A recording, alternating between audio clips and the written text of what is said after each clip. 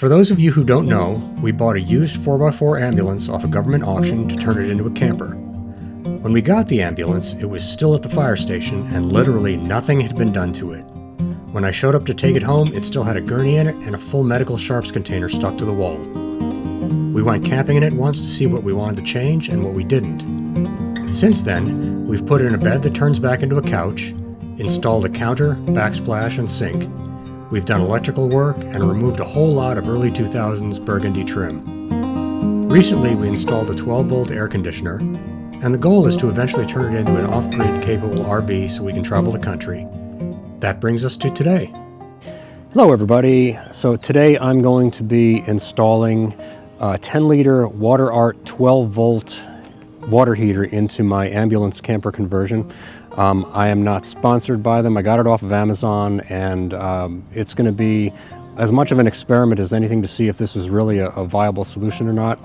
We decided to go all electric or diesel on this conversion.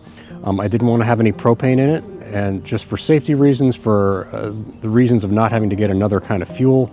So we're going to find out whether this works or not. It's a dual voltage. It'll run off of 12 volt or off 120 volt AC.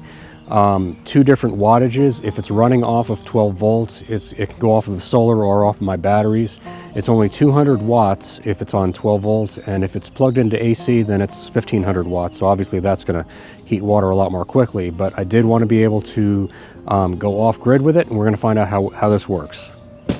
So this is the deal. We've got solar, we've got cold water, we've got electricity, we have a temporary toilet, batteries, a bed. What else do we have? Well, now we have a hot water. Yes, heater. we have hot water now, if it works. So this is an experiment.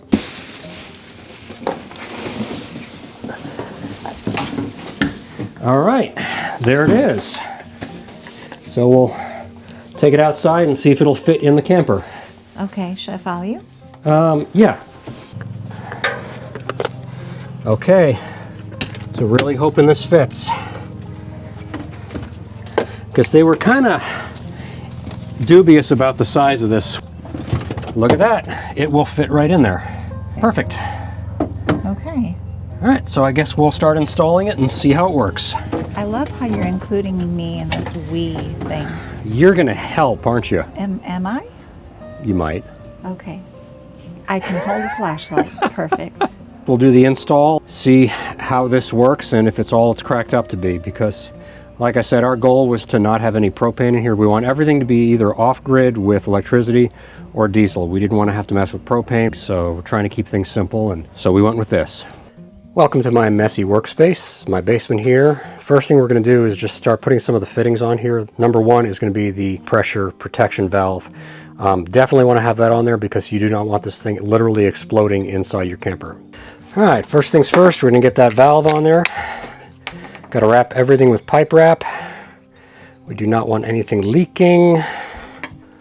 Tighten this by hand. Give a little extra crank with the channel locks. There's a little tube that comes off of there that will drain any water away from this if it does leak. And then this is our cold water side that will go to the water tank that's already in there.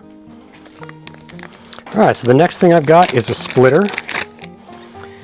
Again, more Teflon tape. Probably be running out of this stuff pretty soon. Have to go and get some more. But we got a lot of fittings on here. I'm doing everything in brass. I do not want anything plastic in this camper. There's so much vibration and hot and cold extremes when it's just sitting not running. So I'm going with the good stuff for this. Okay, that took a little bit of effort to get that on there, but there's our T-junction, and one of these sides here is going to go to the shower. The other side will go to the sink that we have inside the camper. Now it is time to go mount it out in the ambulance. Well, good morning everybody. It's the next morning, and I'm at the point where I need to mount the water heater. I'm looking for a good place for it. It needs to be somewhere near my electrical box, which my electrical box is down here. So I got to drill a hole to run the electrical cords through there. I have already found the first thing I don't like about this water heater, in that the control panel where you set the temperature and set whether it's on or not, it's not, the wire is not removable from the water heater itself without taking it completely apart, which I have no interest in doing. If I was going to run this inside the ambulance here, I would have to cut a hole big enough to pass that control panel through. And this is all diamond plate aluminum.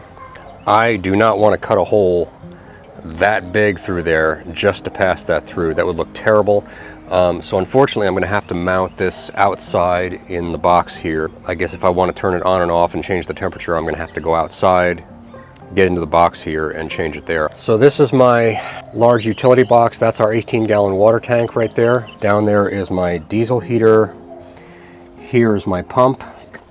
When I put this pump in, I put a T-valve here in anticipation of getting this water heater at some point.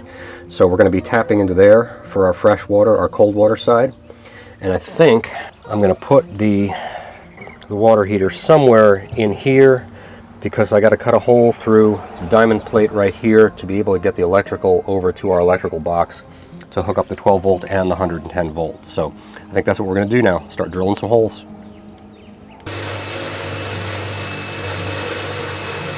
I've got a hole cut in there, which I will put some tape on, make sure there aren't any sharp edges, and we can run the electrical cord into the electrical box now. One thing I appreciate about this water heater is that it does have these heavy-duty brackets. So I'm going to hang it with some heavy-duty sheet metal screws, since it's going into diamond plate aluminum. I did make a template here, so I was able to mark inside where that's going to go, and then I'm going to pre-drill my screw holes, and then we're going to hang it up here. All right, tank is mounted inside the compartment, and now the most satisfying part of any build, and that is peeling off the plastic. Very nice. Now we've got the next super important part, and that is hooking up the cold water feed line into the T-junction that I'd already put in. Time to just feed the electrical through the hole that I made before. That's our 110 volt. Here's our 12 volt lines all going through into the power cabinet. So they're in the middle of my mess right there, and then we will tap them into the system. It's going to need a 20 amp fuse on the 12 volt side. 110 volt will just hook into the shore power. Next thing I got to do is hook up my shower head to my splitter here. And then after that, which is arguably going to be the most difficult part of this installation, is putting the hot water line up through the hole in the ceiling here and through the wall of the camper to the back where the sink is. Let's get some lights on in here. Now, you'll see I have ambient light over here that's above the cabinets, and that's basically where I'm going to have to run the hose. So I'm going to have to take this frosted glass off and feed that hose through there, and somehow then get it through the wall so it can run underneath the sink here where the other one comes out, and hoping for the best. Well, you can probably tell from the lighting and my clothing that it's the next day. You know, my personal vision of hell would be doing plumbing for eternity. And I gotta say, the water heater was actually pretty easy to install, but all the plumbing that's associated with it, between the defective parts and the leaks and everything, I finally got the pressure test done. I've got the leaks taken care of, and right now this is where we're at. Got the water heater in. As far as I can tell, I no longer have any leaks because there were many. We are ready to start hooking up the electrical. The electrical is hooked up, at least the 12 volt is anyway, and I'm about to put a fuse in, and if we get power at the box, we should be in business. So here we go. Fuse going into the box right there. If I can get it in, there we go. And let's see if we have power at the box. We do not have power, so what's going on here? Well, I have voltage at the the fuse block, so somewhere down the line I'm losing it. And I was right, one of my wires had gotten pulled. So got it back into place and it's ready to go. So let's check the box. And we have a readout.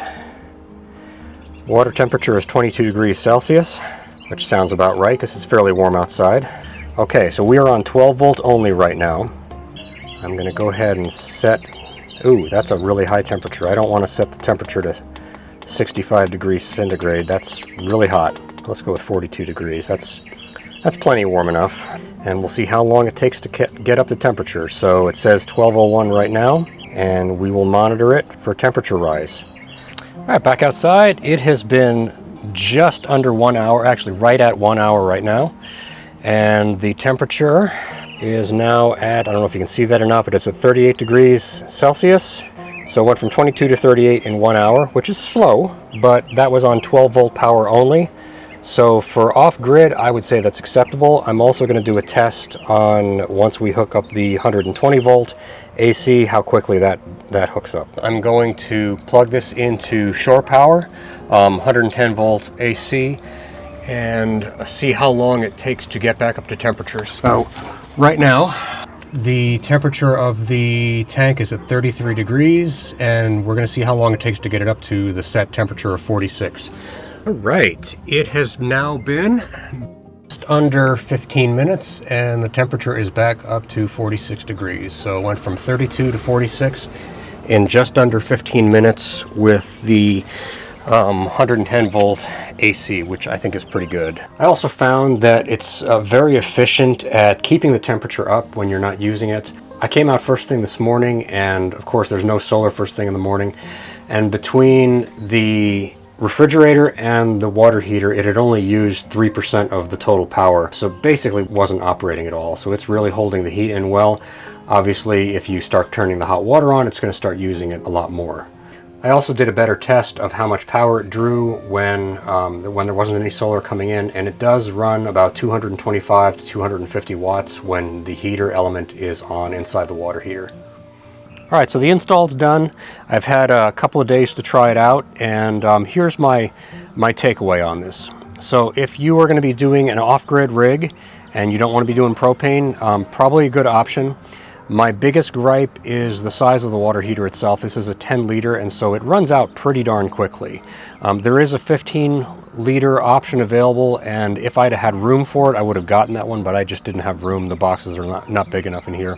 Really doesn't use a lot of power. My solar continues to charge the batteries even when this thing is running. Of course, if we have shore power, we can plug that in, and it heats up water very quickly when it's plugged into shore power.